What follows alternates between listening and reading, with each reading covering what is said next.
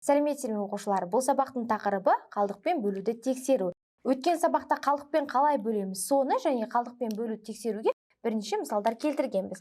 Қазір қалдықпен бөлуді қалай тексереміз, соған кеңінен тоқталатын боламыз. Ең алдымен мысалды жазып алайық, қалдықпен бөлуді орындаймыз. Мұқият қарап отырыңдар.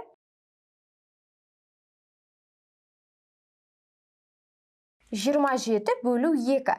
Алғашқы толымсыз бөлінгішіміз 2, 2-ні 2-ке бөлеміз 1-ден болады. 1-ді 2-ке көбейтеміз 2, 2-ден 2-ні азайтамыз 0. Келесі бірліктегі 7-ні түсіремін. 7-ні 2-ке бөлсек 3-тен болады. 3-ді 2-ке көбейтеміз 6, 7-ден 6-ны азайтсақ 1. 1-ді балалар біз 2-ке қайтадан бөлмейміз, себебі бұл 1 дегеніміз бірлікті бөлгенде, қайтып тексергенде шыққан қалдық 1. Сондықтан 1-ді қалдық деп жаза береміз.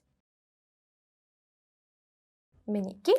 Ал енді бұл бөлу амалын қалдықпен дұрыс орындадық па, дұрыс орындамадық па тексеру қажет. Қалай тексереміз? Ол үшін балалар бөліндіде тұрған, яғни бөліндінің мәні бар ғой, 13 деген. Сол 13-ті бөлгішіміз 2-ге көбейтеміз де, қалдықтағы санды қосамыз 1-ді.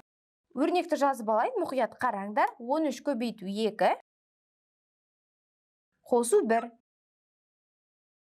Ал 13-ті 2-ге баған түрінде көбейтем, мұқият қараңдар. 2-ні 3-ке көбейтеміз 6, 2-ні 1-ге көбейтеміз 2. 26 шықты.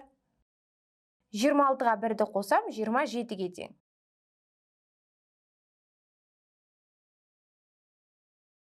Мінекей. Ал бұл шыққан мән балалар бізде бөлінгішпен тең болу қажет. 27 мен 27 бір-біріне тең, мінекей. Демек біз қалдықпен бөлуді дұрыс орындадық балалар. Дәл осылай тексересіңдер. Келесі мысал, мұқият қараймыз. 97 бөлу 9. Алғашқы толымсыз бөлінгішіміз 9. 9-ды 9-ға бөлеміз 1-ден болады. 1-ді 9-ға көбейтеміз 9, 9-дан 9 азайтамыз 0. Келесі 7-ні түсіремін бірліктегі. Кіші санды үлкен санға бөлгенде бөліндіге 0-ді жазамыз, яғни 0 болады. 0-ді санға көбейтеміз 0, 7-ден 0-ді азайтсақ 7 болады. Демек бұл 7 дегеніміз бізде қалдық. Мінекей балалар, тексереміз. Толымсыз бөліндіні көбейтеміз, бөлгішке қосамыз, қалдықты. Өрнегін жазып алайық.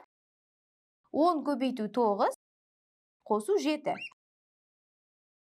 Тең. 10-ды 9-ға көбейтеміз 90. 90-ға 7-ні қосамыз 97. Демек, мінекей балалар 97 шықты, бұл бөлінгішпен тең. 97 мен 97 бір-біріне тең. Демек, қалдықпен бөлуді дұрыс орындадық. Жалпы балалар көрдіңдер, қалдықпен бөлуді тексергенде бөліндінің мәнін бөлгішке көбейтіп, қалдықтағы тұрған санды қосамыз. Сонда бөлінгіш шығуы қажет. Осымен сабағымыз аяқталды, келесі сабақта кездескенше.